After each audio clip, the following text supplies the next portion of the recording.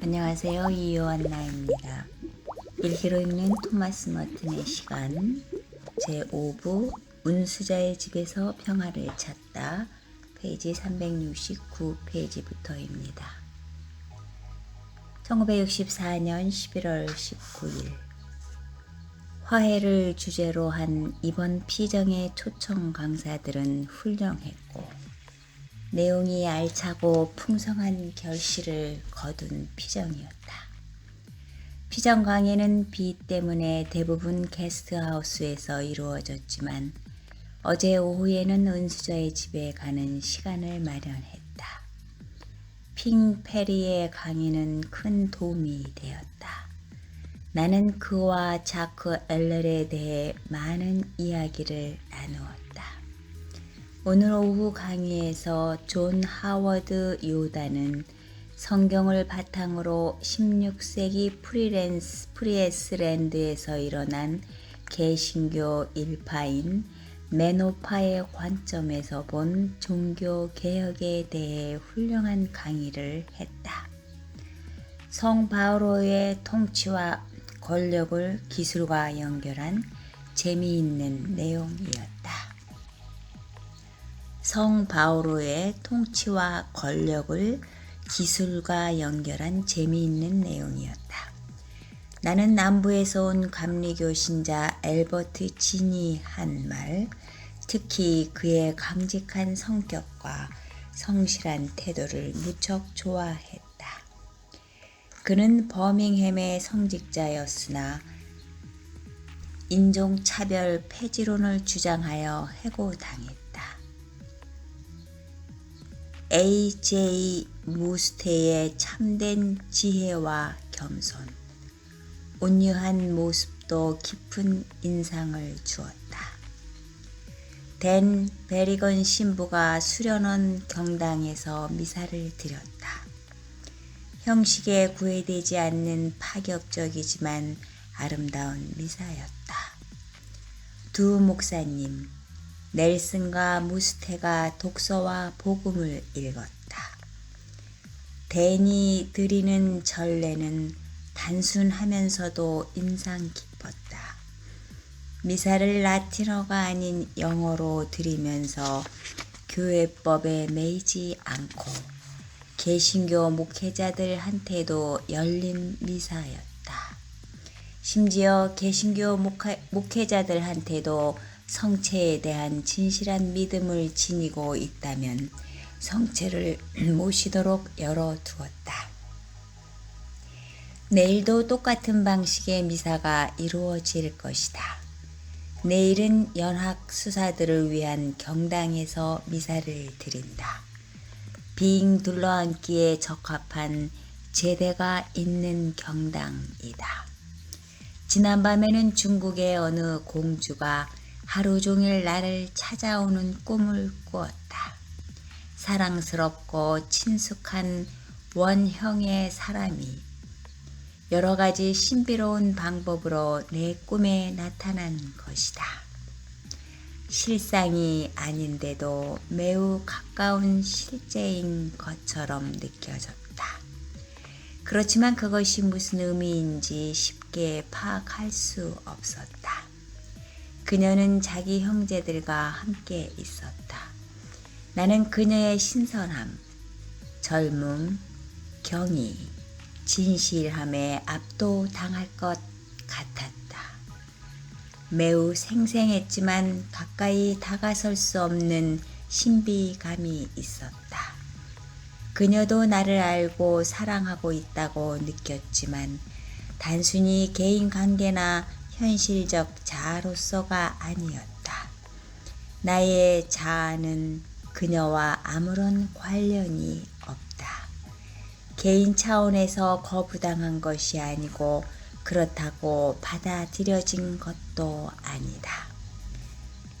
밤이 되자 비가 내린다. 나는 은수저의 집에 앉아 콜먼 회사가 만든 최신 기술의 전등 아래에서 일기를 쓰고 있다. 내일 그들이 떠날 것이다. 1964년 12월 1일 오늘 아침 동트기 전 미사를 드리기 위해 내려가면서 본 초승달은 쉽게 잊힐 것 같지 않다. 차디찬 하늘의 별빛이 소나무 사이를 뚫고 내려오고 눈발이 새벽 어스름 속에서 찬미가를 부르고 있었다. 대림절의 추위는 그동안 잊어버리고 있던 23년 전 수도원 입회 첫날의 경의를 되찾아 주었다. 그날 모든 것을 버리고 오직 하느님께 의탁하리라고 결심했는데 오랫동안 이 느낌을 잊고 있었다. 수도원이 너무 따뜻하고 바쁘며 사교적이기 때문이다. 거기를 벗어나 숲속에 살면서 다시 고독과 켄터키의 추운 겨울과 차가운 언덕의 가난을 피부로 느끼게 되었다. 다른 어느 것과도 비교할 수 없는 내 삶의 실제다. 1964년 12월 3일 저녁에 시를 한 편 읽었다. 다른 어느 것보다 마음이 사람을 속인다. 마음에 깊고 구불구불한 굴곡이 있다. 노인이 1000개의 포장지에 쌓여 있다. 란슬롯 앤드루스 조각들. 슬픈 내용이지만 사실이다. 만일 내가 지붕 위로 쏟아져 내리며 계곡의 모습을 감추는 비와 더불어 고독의 시간을 갖지 않았다면 이 시가 담고 있는 진실을 느끼지 못했을 것이다. 밤중에 비가 내리면 양동이에 낙숫물 떨어지는 소리가 들린다. 굴뚝 연기가 집 뒤 숲속으로 흐르며 히코리 나무 타는 냄새가 가득하다. 그 냄새를 맡으며 문득 내가 내 마음에게 속고 있다는 것과 내가 겪는 어려움이 나 자신의 냉소주의에서 비롯된 것임을 깨달았다. 고독은 이 깨달음을 얻기 위한 것인가? 그렇다면 고독은 좋은 것이다. 이 고독을 잘 견뎌내기 위한 힘을 달라고 기도해야 한다. 마음이 사람을 속이지만 하느님은 내 마음보다 더 크시다. 1964년 12월 4일 밤새 비가 내렸고 아직도 내리고 있다. 지난 몇 년 동안 자주 죽음에 대해 생각했다. 죽음은 언제나 가까이 있고 나는 그것을 이해하고 죽어야 한다고 생각한다. 그렇지만 어젯밤에는 불현듯 어떤 긴박한 드라마도 없이 머지않아 어느 순간 내 자아가 사라지게 되리라는 것을 체험했다. 죽음으로써 거기 존재하지 않는다는 사실이 섬광처럼 스쳤다. 두려움이나 슬픔은 없다. 아무것도 없다. 다만 거기 존재하지 않을 뿐이다. 이것이 고독의 열매가 주는 첫 미각이 아닐까. 어쩌면 천사가 지나가면서 내게 이런 생각을 속삭였는지도 모른다. 그것이 천사의 임무이리라. 우리는 서로를 알아보았다. 물론 나는 나가 아니다. 나는 이 몸, 이 자아가 아니다. 나는 단순히 개인적 특성이 아니다. 그럼에도 나는 거기에 확고한 뿌리를 두고 있고 선천적으로 개인 안에서 더 이상 존재하지 않게 될 그것과 동일시 된다. 은수자의 집에서 나는 인간이 얼마나 쉽게 부서질 수 있는지를 본다. 스스로에게 말을 건넨다. 은수자의 집 주위를 돌며 춤추고 노래한다. 그렇게 하는 것을 좋아하지만 진지하게 여기지는 않는다. 이것으로 약함과 현기증을 드러낸다. 개인적인 자아 안에 통합이 이루어지지 않는 것을 느낀다. 한편 이 외적인 자아가 부서지고 다시 통합이 일어나게 되리라는 것도 깨닫는다. 이는 마치 새로운 세포가 피부 밑에서 만들어지는 동안 각질이 떨어져 나가는 것과 같다. 갑자기 엉뚱한 일이 떠올랐다. 45년 전 레코드판에서 들었던 팝송이다. 휘파람 부는 사람과 그의 개. 비오는 거리를 온몸을 흔들며 이 노래를 부르면서 친구들을 만나러 갔다. 미쳤다. 친구들에 대한 믿음이 있었지만 지금 생각하면 텅 빈 공허일 뿐이다. 그래도 거기 기쁨이 있었다. 나름대로의 즐거움도 있었다. 제2차 세계대전과 아우슈비츠와 원자 폭탄을 경험하지 않은 사람들의 기쁨이었다. 어리석게도 세상에 무슨 일이 일어나는지 아무것도 모르면서 생명과 활력이 넘치고 있었다. 1910년 중절모를 쓰고 브로드웨이를 걷던 사람들은 얼마나 자신감으로 가득 찼던가. 이 땅의 임금들이었다. 미친 듯한 수자위 밴드는 이처럼 바보스럽고 확신에 찬 노래를 불렀다. 당당히 휘파람을 부는 사람들. 오 멋진 날이여 칼라오 칼라이. 그리고 마침내 지저댄다. 이를 나는 가장 좋아한다. 용감하게 휘파람을 부는 사람. 용감한 개. 나는 어릴 때 휘파람을 부는 사람을 자기 어머니를 부르는 사람으로 혼동했다. 1964년 12월 5일 은수자의 집에서는 누구든 기도하지 않으면 씨를 뿌리러 가야 한다. 거칠애의 기도, 앉아있는 것만으로는 충분하지 않다. 진실해야 하고 매우 실제적이어야 한다. 그렇지만 무엇을 할 수 있는가? 고독 속에서 등을 벽에 대고 앉아 있거나 벽을 향해 허리를 고추 세우고 앉아 있을 수 있다. 그렇게 하는 것이 좋다. 기도, 죽음의 실제, 단과 란슬롯 앤드루스의 시.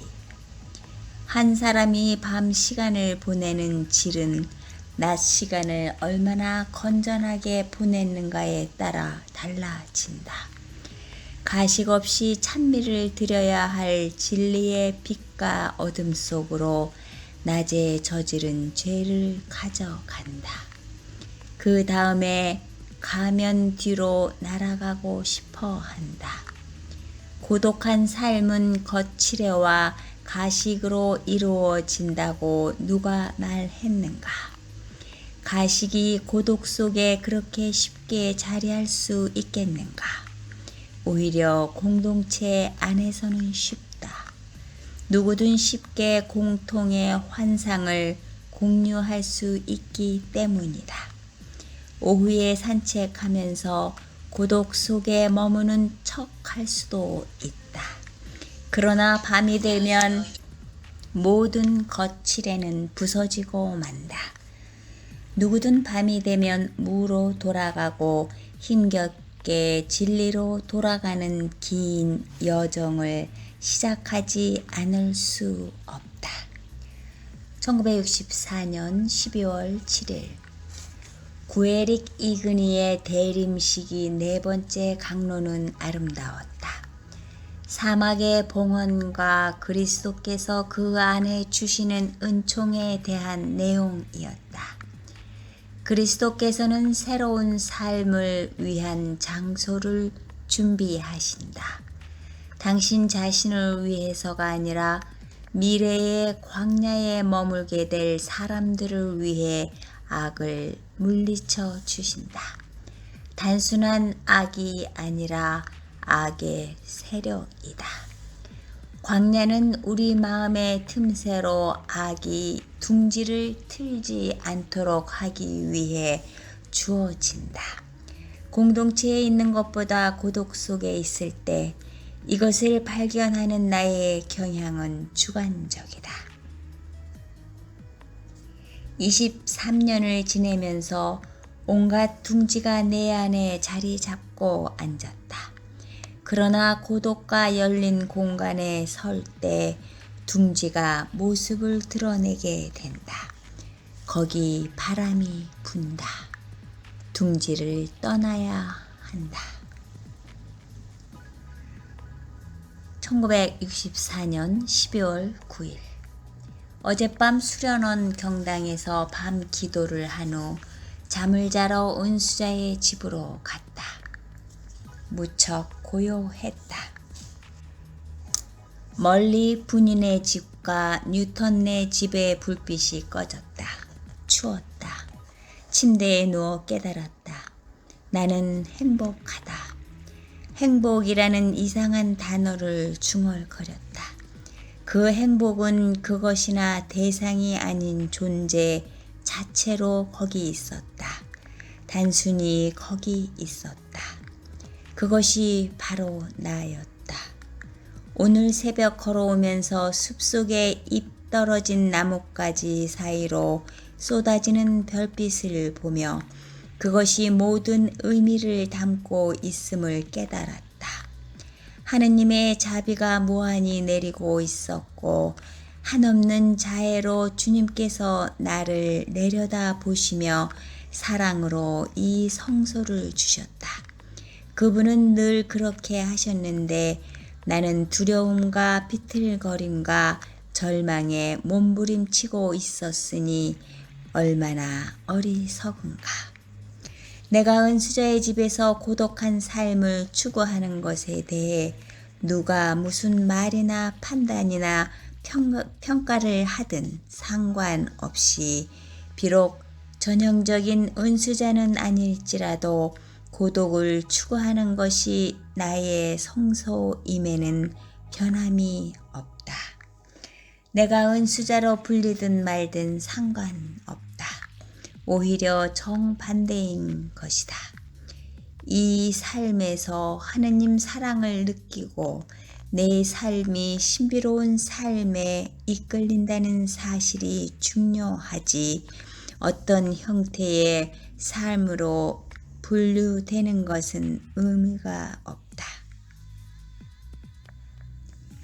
그러니 더 이상 다른 사람들의 평판에 마음 빼앗기는 일은 없을 것이다.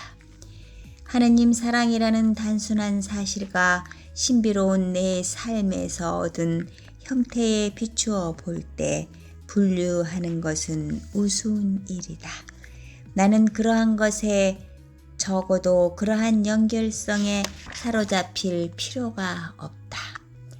유일한 응답은 무 자체인 있는 그대로 자신의 모습에서 벗어나고 그 보잘것 없음에 하느님이 존재하심을 감사하는 것이다. 모든 말은 적절하지 않다. 말은 자신이 무엇인가 된 것처럼 보임으로써 하느님 앞에 아무것도 아니라는 단순한 자세를 파괴한다. 1964년 12월 16일 어제는 처음으로 은수자의 집에서 수도원의 일과표대로 하루를 보냈다. 혼자 미사드리고 저녁 식사를 했다. 은수자의 집에서 저녁 식사로 밥을 지었다. 물의 양을 잘못 조절하고 쌀의 양도 너무 많은 탓에 30분도 더 걸렸다. 나는 밥을 차와 함께 먹었다. 밥이 잘 되지 않았지만 흡족했다. 저녁 하늘은 맑았다. 나는 언덕을 바라보며 식사를 한 후 설거지도 했다. 대접, 냄비, 컵, 칼, 숟가락을 닦았다. 하늘에 제트기가 날고 있었다. 북쪽의 달과 저녁별 사이로 반짝이는 조그만 보석이 빠르게 날아가는 것 같았다. 달은 거의 보름달에 가까웠다. 대문까지 걸어갔다. 계곡을 건너다 보았다. 믿을 수 없을 만큼 아름답고 평화로웠다. 푸른 언덕, 맑은 하늘, 습, 빈 들, 수도원 쪽에서 불빛이 보였다. 나무들이 줄지어선 오른쪽으로 불빛만 보이고 수도원 모습은 보이지 않았다. 밖에 나오면 새 농장에서 나오는 불빛을 볼 수 있다. 하나는 뉴턴의 농장 불빛이고 다른 두 개는 겟세마니 뒤편 언덕 너머의 희미한 불빛이다. 교부들이 은수 생활에 대해 말한 것은 모두 사실이다. 유혹이 있는가 하면 기쁨이 있고 눈물이 있는가 하면 다른 어떤 것과도 비교할 수 없는 평화와 기쁨이 있다. 매우 순수한 행복이다. 그것은 자기가 만드는 것이 아니라 순연한 자비이며 선물이다. 드디어 하느님께서 나를 위해 마련해 주신 장소에 도달한 느낌이다. 바로 이것을 위해 23년 전 나는 이곳으로 오도록 부르심을 받았다. 1964년 12월 22일 드디어 블라디미르 로스키의 하느님의 비전을 읽고 있다. 그 책은 제2차 바티칸 공의회에서 나온 가장 좋은 문서가 교회 일치에 대한 교령이며 특히 동양 신학에 대한 부분이라는 사실을 다시 확인시켜 주었다. 만일 관상과 종말론이라는 주제를 놓고 하나를 택하라 하면 나는 주저없이 종말론을 택하겠다. 이곳 은수자의 집에 머물면서 내가 처음 시작한 곳으로 돌아가는 체험을 한다. 나의 처음은 그리스도의 성체 성혈 대성당에서 들었던 그리스도의 이름과 신성에 대한 강론이다. 나는 그 강론을 듣고 믿었다. 그분의 순수한 자비로, 그분의 사랑과 구원으로 나를 자유롭게 부르심을 믿는다. 나의 몸이 죽음에 던져진 후에 나는 그분과 함께 다시 일어나게 되고 종말에 모든 것은 그분이 이끌어 주리라. 그분을 뵙게 될 것을 믿는다. 바로 그 마지막 날에 모든 육체는 진실로 하느님의 구원을 볼 것이다. 이것이 바로 종말론적인 내 신앙이다. 단순히 그날에 가서야만 하느님 현존의 신비를 꿰뚫고 그분 안에 쉬게 된다는 의미가 아니다. 바로 내 신앙이 종말론적이기에 관상적이 된다. 나는 이미 하느님 나라에 있고 지금 하느님 나라의 영광을 볼 수 있고 임금이신 그분께 찬미 드릴 수 있기 때문이다. 만일 완성이 이루어지는 그때까지 상상으로 보기를 미루고 앞 못 보는 이로 산다면 어리석은 사람이 될 것이다. 지금 보는 것이 실제이며 상상할 수 없는 완성의 시작이기 때문이다. 이처럼 관상과 종말론은 그리스도교 신앙 안에서 하나이며 그리스도께 귀착된다. 양자는 서로가 서로를 완성하면서 서로를 강화한다. 종말론적 앞날을 위해 나 자신을 준비하는 가장 좋은 길이 바로 관상과 사랑이다. 교회와 모든 사람이 종말을 향한 여정을 걷도록 도와줄 길도 관상과 사랑이다. 관상과 종말론의 결합은 성령의 선물 안에서 명확해진다.